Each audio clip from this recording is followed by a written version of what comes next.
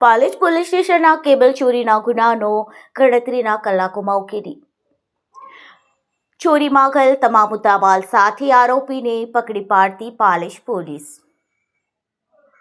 Police મહાનિરીક્ષક Shri Sandipsinh Vadodara વિભાગ તથા Bharuch police અધિક્ષક શ્રી અક્ષરનાજ દ્વારા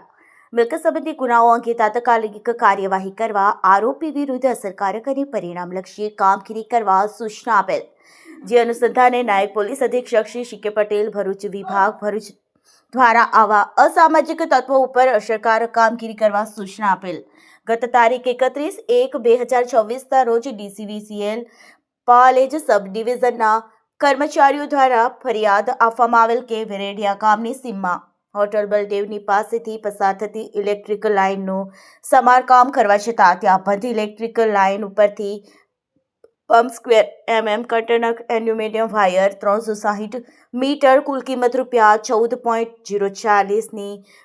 કોઈ ચોરી ગયેલ જે મતભલની ફરિયાદી લખાવતા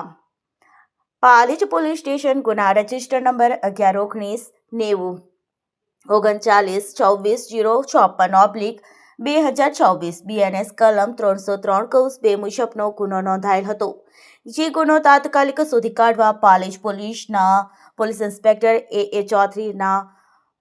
તાત્કાલિક અસરકારક કામગીરી કરવા સારું અલગ અલગ ટીમો બનાવી તથા ટેકનિકલ એનાલિસિસ તથા હ્યુમન ઇન્ટેલિજન્સ અનન્વય માહિતી આધારે નેશનલ હાઈવે નંબર 48 ઉપર આવેલ વરેડિયા ચોકડી ઉપર વોચ ગોઠવી આ ગામના આરોપી સુનિલ મોહન કાલબેલિયા જો કે હાલ રહે કંડારી ગામ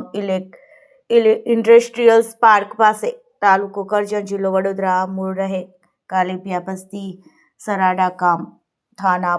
પરસાદ, જિલ્લો ઉદયપુર, રાજસ્થાનના ટ્રીવીલ છકડા ટેમ્પા નંબર GJ 06ZZ 4467 જેની કુલ કિંમત ₹30,000માં ચોરી ગયેલ pump square container aluminium wire 360 metre કુલ કિંમત ₹14.040 મળી કુલ ₹44.040ના મુદ્દામાલ સાથે ગણતરીના કલાકોમાં ઝડપી કાયદેસરની કાર્યવાહી કરી ગુનામાં ભેદ ઉકેલવામાં આવેલ છે.